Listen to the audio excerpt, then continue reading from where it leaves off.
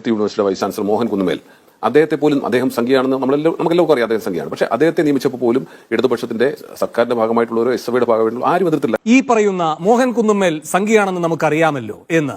അങ്ങനെയെങ്കിൽ രവീന്ദ്രനോ? കാലിക്കറ്റ് സർവകലാശാല VC പറ്റിയാണ് ചോദിക്കുന്നത്. അയാളുടെ പശ്ചാത്തലം എന്താണ്? അയാൾ കോൺഗ്രസ് അനുകൂല സർവീസ് സംഘടനയുടെ ഭാഗമായി നിൽക്കുന്ന വ്യക്തിയല്ലേ?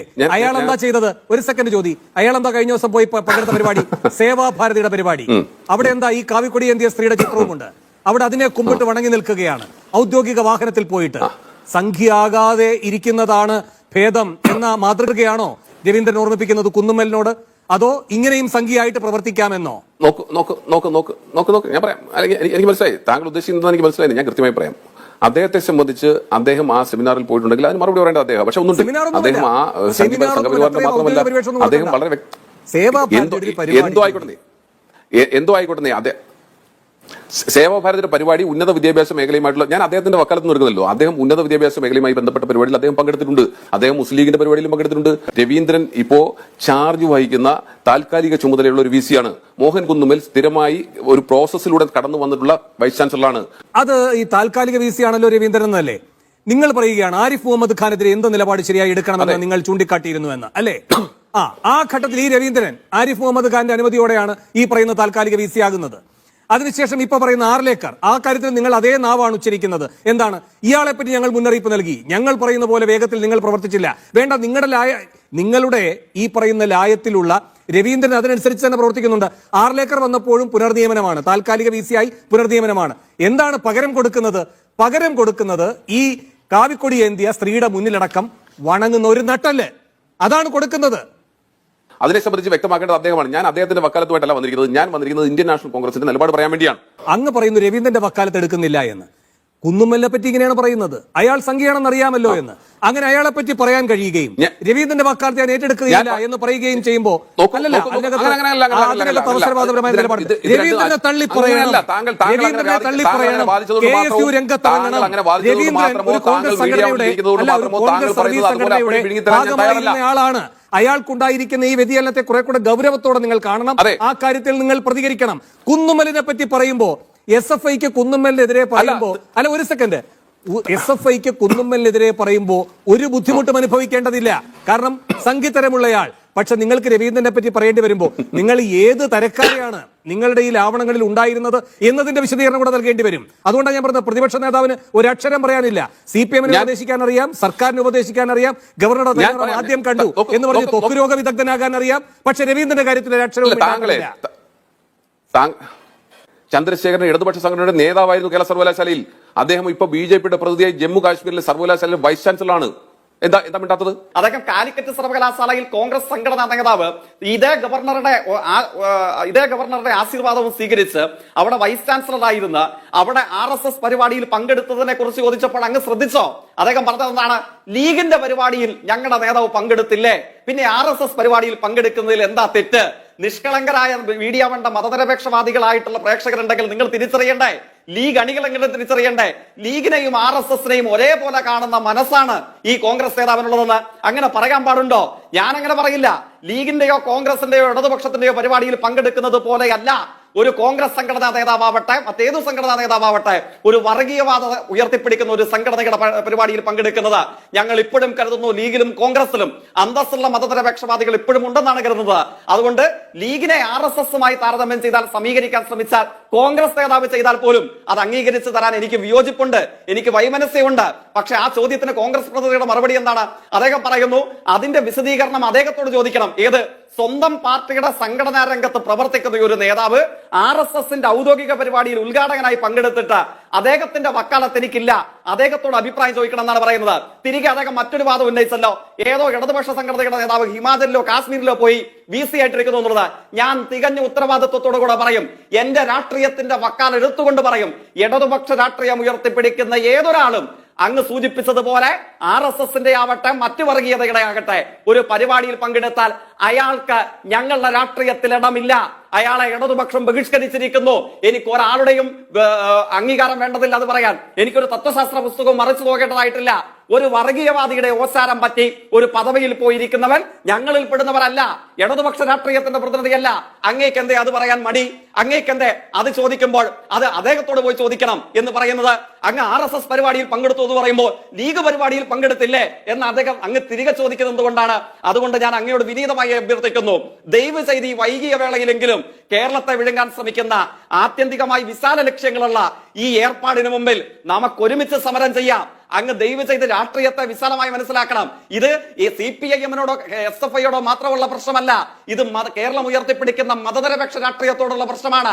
അതിന്റെ മുമ്പിൽ വർഗീയ വിരുദ്ധരായി നിൽക്കുന്ന എല്ലാ ആളുകളും ഒരുമിച്ച് ചെറുത്തു തോൽപ്പിക്കേണ്ടതാണ് ഈ ഗവർണറുടെ തിട്ടൂരങ്ങളെ, അതിന് ഓശാരം പറ്റാൻ ക്യൂവിൽ നിൽക്കുന്ന ആളുകളെ.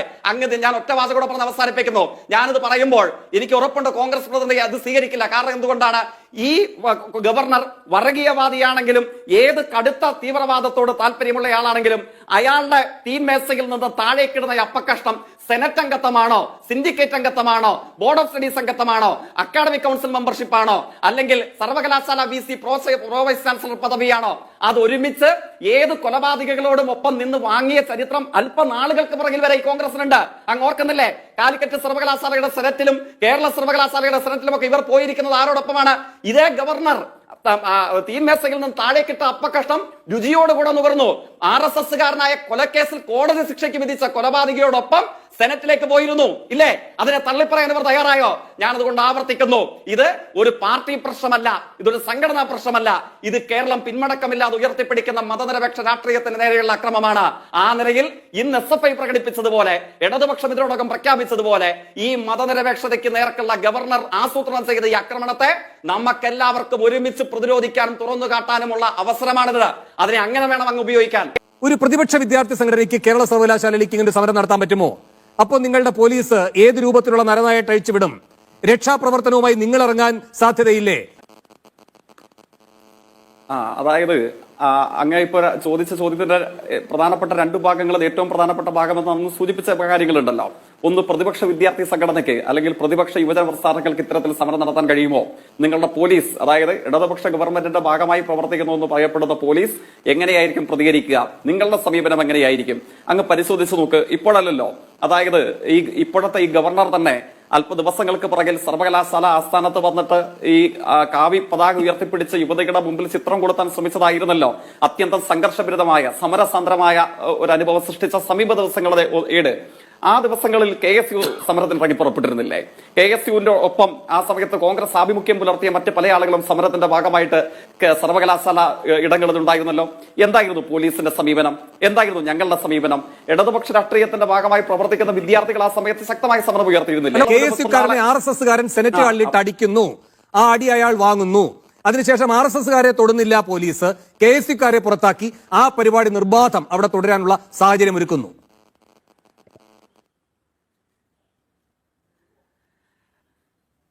ഞാൻ പറയുന്നു, ഈ പറയുന്ന സർവകലാശാല വൈസ് ചാൻസലറുടെ ചുമതല വഹിക്കുന്നയാൾ, താൽക്കാലിക ചുമതല വഹിക്കുന്നയാൾ, അവർ നാളെ അല്ലെങ്കിൽ മറ്റന്നാൾ ആ സർവകലാശാലയിലേക്ക് എത്താൻ വേണ്ടി ശ്രമിക്കും. സ്വാഭാവികമായിട്ടും അവർ സംരക്ഷണം ആവശ്യപ്പെട്ടാൽ അത് കൊടുക്കാൻ ബാധ്യതപ്പെട്ട ആളുകളായിരിക്കില്ലേ കേരളത്തിലെ പോലീസ്? അങ്ങേക്കത് മനസ്സിലാവുന്നതേ ഉള്ളൂ. RSSകാർക്ക് സംരക്ഷണം കൊടുക്കുന്ന ഒരു കാലാൽ പടയായി കേരളത്തിലെ പോലീസ് മാറാൻ ശ്രമിക്കുന്നുണ്ടോ എന്നൊരു ചോദ്യം കൂടെ അതിന്റെ ഉള്ളിൽ ഒളിപ്പിച്ചു വെച്ചിട്ടുണ്ടല്ലോ. ആ ചോദ്യത്തിന്റെ ദുഷ്ടലാക്കനെ മനസ്സിലാക്കിക്കൊണ്ട് തന്നെ ഞാൻ മറുപടി പറയുന്നു. ഇപ്പം മുമ്പ് CA ആയിരുന്ന മോഹനചന്ദ്രൻ നായരെ കൊലപ്പെടുത്താൻ ശ്രമിച്ച കേസിൽ RSSകാരെ വെറുതെ വിട്ട കോൺഗ്രസ് അനുഭവമുണ്ട്. അല്ലെങ്കിൽ വർഗീയ കലാപം കേരളത്തിൽ നടത്താൻ വേണ്ടി പ്രസംഗിക്കാൻ വന്ന BJP നേതാവിനെതിരെ കേസ് പിൻവലിച്ച കോൺഗ്രസ് നേതാവിന്റെ മുഖ്യമന്ത്രിയുടെ അനുഭവമുണ്ട്. ആ അനുഭവം ഒന്നും കേരളത്തിൽ നിന്ന് ഇടതുപക്ഷ കാലയളവിൽ ആരും അങ്ങനല്ല ഒരു വർഗീയതയ്ക്ക് മുമ്പിൽ കീഴടങ്ങിക്കൊണ്ടുള്ള ഒരു സമീപനം പോലീസിനുമില്ല, പോലീസിനെ നയിക്കുന്ന രാഷ്ട്രീയമായിട്ടുള്ള കേരളത്തിലെ ഇടതുപക്ഷ രാഷ്ട്രീയത്തിനുമില്ല. അത് മനസ്സിലാക്കിക്കോ. ഇവിടെ കാലിക്കറ്റിലെയും കേരളയിലെയും സെനറ്റിലേക്കുള്ള നിയമനം, ആ സെനറ്റിലേക്ക് നോമിനേറ്റ് ചെയ്യാൻ ഗവർണർക്ക് അവകാശമുണ്ട്. ഗവർണർ എല്ലാവരെയും നിയമിച്ചിട്ടുണ്ട്. നിങ്ങളുടെ പ്രതിനിധികൾ വന്നിട്ടില്ലേ? ഇല്ലില്ല. അദ്ദേഹം ആ പറയുന്നത് വസ്തുതയുമായി ചേർന്ന് നിൽക്കുന്ന ഒരു കാര്യമേ അല്ല. സെനറ്റിലേക്കും മറ്റിടങ്ങളിലേക്കും തെരഞ്ഞെടുപ്പിലൂടെ ഇടതുപക്ഷത്തിന്റെ പ്രതിനിധികൾ വിജയിച്ച് അധികാരത്തിൽ വന്നിട്ടുണ്ട്. ഗവർണറുടെ ആശീർവാദത്തോടുകൂടെ അദ്ദേഹത്തിന്റെ നോമിനികളായി ഞങ്ങളിൽപ്പെട്ട എത്ര ആളുകൾ സെനറ്റിലേക്കും സിൻഡിക്കേറ്റിലും വന്നു എന്നാണ് നിങ്ങൾ പറയുന്നത്? അവിടെയാണ് ഞാൻ ആക്ഷേപം ഉന്നയിക്കുന്നത്. തികഞ്ഞ ഉത്തരവാദിത്വത്തോടുകൂടെ മീഡിയ വൺ ഉൾപ്പെടെ ഈ കാര്യത്തിൽ വാർത്ത ചെയ്തിട്ടുണ്ടാകുമല്ലോ.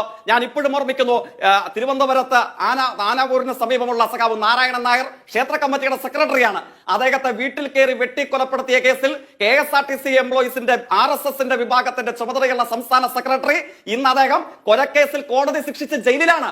അയാളുടെ ജീവിത പങ്കാളിയോടൊപ്പമാണ് ഈ കോൺഗ്രസുകാർ ഗവർണറിൽ നിന്ന് സെനറ്റ് അംഗത്വത്തിന്റെ എല്ലും കഷ്ണം താഴെ പെറുക്കിയെടുത്ത് ഓടിക്കേറിയത്. അതിന് പ്രതിപക്ഷം ഉണ്ടോ? വസ്തുതാപരമായി അങ്ങ് പറഞ്ഞത് പെശകാണ്. 18 പേരെ കാലിക്കറ്റ് സർവകലാശാലയിലും 17 പേരെ കേരള സർവകലാശാലയിലും ചാൻസലർ നോമിനേറ്റ് ചെയ്തതിൽ ഇടതുപക്ഷത്തിന്റെ പ്രതിനിധികൾ ഉണ്ട്. അത് ഞാൻ രേഖാമൂലം തെളിയിക്കാൻ തയ്യാറാണ്. അവിടെ 2 പേരുടെ പേര് ഞാൻ വേണമെങ്കിൽ പറയാം. ഒന്ന് സിയാന MM, 2 അനഷ KK. ഇത്രയേ ഉള്ളൂ ആ കാര്യത്തിൽ. ഇപ്പൊ അങ്ങ് ശ്രദ്ധിച്ചാൽ മതി. Council of ministers shall be advised by the CM എന്ന് നമ്മൾ പറയാറുണ്ടല്ലോ. മുഖ്യമന്ത്രി നിർദ്ദേശിക്കുന്നയാളാണ് മന്ത്രിയായി സത്യപ്രതിജ്ഞ ചെയ്തു വരിക. അങ്ങനെ മന്ത്രിയായി സത്യപ്രതിജ്ഞ ചെയ്തു വരുന്നയാൾ ഗവർണറുടെ അവസാനം പറ്റിയവനാണെന്ന് പറഞ്ഞാൽ എങ്ങനെയിരിക്കും? അതേപോലെയാണ് സർവകലാശാല വൈസ് ചാൻസലർക്ക് നൽകിയ ലിസ്റ്റിൽ നിന്ന് ഒരാൾ വന്നാൽ അയാളെ ഗവർണറുടെ നോമിനി എന്നല്ല പറയുക. മുഖ്യമന്ത്രി നിർദ്ദേശിച്ചാൽ മന്ത്രിയായി സത്യപ്രതിജ്ഞ ചെയ്താൽ അയാളെ ഗവർണറുടെ നോമിനി എന്ന് പറയുമോ? പറയില്ല. അത് ജനാധിപത്യപരമായി സർവകലാശാല സിൻഡിക്കേറ്റും വൈസ് ചാൻസലറും നൽകിയ ലിസ്റ്റിൽ നിന്നല്ലാതെ ഒരു ആളും നിങ്ങളെ പോലെ കൊലക്കേസിലെ പ്രതിയുടെ ജീവിത പങ്കാളിയോടൊപ്പം ഗവർണറുടെ മേശയിൽ നിന്നും അപ്പക്കഷ്ടം രുചിക്കാൻ ഞാൻ പറയാം. ഉരുളണ്ട. ദേശീയ തലത്തിൽ RSSനെയും BJPയെയും പ്രതിരോധിക്കുന്നതിന് നേതൃത്വം നൽകുന്നത് കോൺഗ്രസ് ആണ്. ആ കോൺഗ്രസിന്റെ അപ്പക്കഷ്ടം മേടിച്ചുകൊണ്ടാണ് നിങ്ങൾ ഇപ്പോൾ രാജസ്ഥാനിൽ ഉൾപ്പെടെ ഒരു MPയെ നിങ്ങൾക്ക് ജയിപ്പിക്കാൻ കഴിഞ്ഞിട്ടുള്ളത് എന്ന കാര്യം താങ്കൾ മറക്കരുത്. മറ്റേ രാജസ്ഥാനിലും തമിഴ്നാട്ടിലും ദേശീയ രാഷ്ട്രീയത്തിൽ കോൺഗ്രസിന്റെ പ്രതിരോധത്തെ ഒന്നും ഞാൻ പറയുന്നില്ല. എന്തായാലും കോൺഗ്രസ് പ്രതി ഒരു കാര്യം ഉറപ്പിച്ചു. അങ്ങ് രാജസ്ഥാനെ കുറിച്ച് പറഞ്ഞപ്പോൾ ഞാൻ നിർബന്ധമായും അങ്ങ് മറുപടി പറയണമെന്ന് ആഗ്രഹിച്ചിട്ടുള്ള ഒരു കാര്യമുണ്ട്.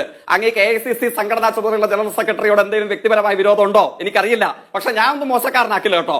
ആലപ്പുഴയിൽ വന്ന് മത്സരിച്ചപ്പോൾ രാജസ്ഥാനിൽ നിന്ന് BJPക്ക് ഒരു രാജ്യസഭാ അംഗത്തെ സംഭാവന ചെയ്യാം എന്ന് ഡീൽ ഉണ്ടാക്കിയത് ആരാണ്?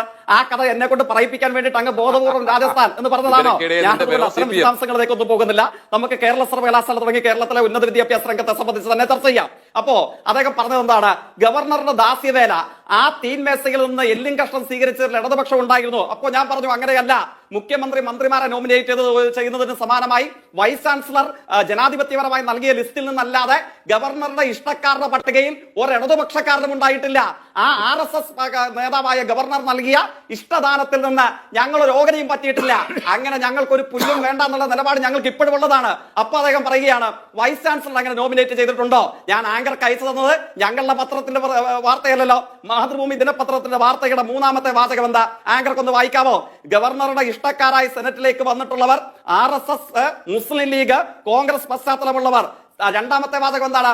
വൈസ് ചാൻസലർ നൽകിയ പട്ടിക റദ്ദ് ചെയ്തിട്ടാണ്, അത് സ്വീകരിക്കാതെയാണ് ഈ ഇഷ്ടക്കാരെ തെരഞ്ഞെടുത്തതെന്ന് ബാക്കി പ്രേക്ഷകർ തീരുമാനിച്ചുകൊള്ളട്ടെ. ഞാൻ പുതിയ വാദമുഖത്തിലേക്ക് വരുന്നില്ല.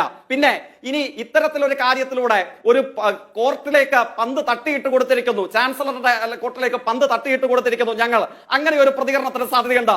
ഞാൻ ഇത്രേ ചോദിച്ചുള്ളൂ അങ്ങയോട്. ഈ RSSകാരനായ ഗവർണറുടെ മതനിരപേക്ഷ രാഷ്ട്രീയത്തെ കളങ്കപ്പെടുത്താനും കേരളത്തെ അപായപ്പെടുത്താനുമുള്ള നീക്കങ്ങൾക്ക് മുമ്പിൽ നിങ്ങൾക്ക് എന്തേ തൊണ്ടമുട്ടുമാർ ഉച്ചത്തിൽ ഒന്ന് മുദ്രാവാക്യം വിളിക്കാൻ, ഒരു പ്രതിരോധം ഉയർത്താൻ നിങ്ങൾക്ക് എന്ത് മടി? നിങ്ങൾ ഇനിയും ഗവർണറുടെ ആഫീസിൽ നിന്ന് അടുത്ത എല്ലും കഷ്ണം നോക്കി നിൽക്കുകയാണോ? അതാണ് ഞാൻ ചോദിച്ചത്. ഇതിൽ നിയമവിരുദ്ധതയുണ്ടോ? അങ്ങേക്കറിയില്ലേ? എന്നെക്കാൾ കൂടുതൽ സർവകലാശാലയുടെ ഭാഗമായി അങ്ങ് പ്രവർത്തിച്ചിട്ടുണ്ടല്ലോ. അങ്ങേക്കറിയില്ലേ ഈ രജിസ്ട്രാറുടെ നിയമനത്തെ സംബന്ധിച്ചുള്ള അന്തിമമായ അവകാശം ആർക്കാണ്?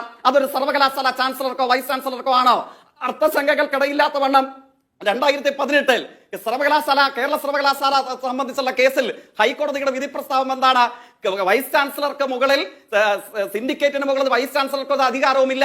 സിൻഡിക്കേറ്റിന്റെ അധികാര പദവികളെ നടത്തിപ്പുകാർ മാത്രമാണ് വൈസ് ചാൻസലർ എന്ന നിലയിലല്ലേ ഹൈക്കോടതിയുടെ വിധി പ്രസ്താവം വന്നത്? അതിലെ വാചകം എന്താണ്? The vice chancellor cannot overrule a decision of the syndicate. പറഞ്ഞത് ഞങ്ങളല്ല, കേരള ഹൈക്കോടതി. കേരള സർവകലാശാല സംബന്ധമായ കേസിൽ 2018 വിധി പ്രസ്താവത്തിൽ ഏത് കേസ്? അതിന്റെ ബാക്ക്ഗ്രൗണ്ട് പഠിപ്പിക്കണ്ട. ആ വിധി പ്രസ്താവം ഇങ്ങനെ പറഞ്ഞിട്ടുണ്ടോ? പിന്നെ ഇവിടെ ബഹുമാനിയനായ വലതുപക്ഷ സഹയാത്രികനായിട്ടുള്ള RSS ആഭിമുഖ്യമുള്ളയാൾ അദ്ദേഹം പല വാദങ്ങളും പറഞ്ഞു. അദ്ദേഹം ചോദിക്കുകയാണ് നിങ്ങൾക്ക് ലീഗിനോടും, അത് കോൺഗ്രസ് അത് ആവർത്തിച്ച് കോൺഗ്രസിന്റെ പ്രതി, എനിക്ക് അത്ഭുതമില്ല. കാരണം ഈ ചർച്ചയിൽ ലീഗിന് വേണ്ടി സംസാരിക്കേണ്ട വരുന്ന അനുഭവം എന്റെ ചുമതലയാണ്. ഇരിക്കട്ടെ, ഞാനത് മോശമായിട്ടല്ല കാണുന്നത്. കാരണം എന്താണ്? വർഗീയവാദികളായിട്ടുള്ള തീവ്രവാദ സ്വഭാവമുള്ള പ്രസ്ഥാനങ്ങളുമായി നിങ്ങൾ കണ്ണി ചേർക്കാൻ വേണ്ടി ശ്രമിച്ചപ്പോഴാണ് ഞാനത് പറഞ്ഞത്. വർഗീയതയുമായി സഹകരിക്കുന്നത്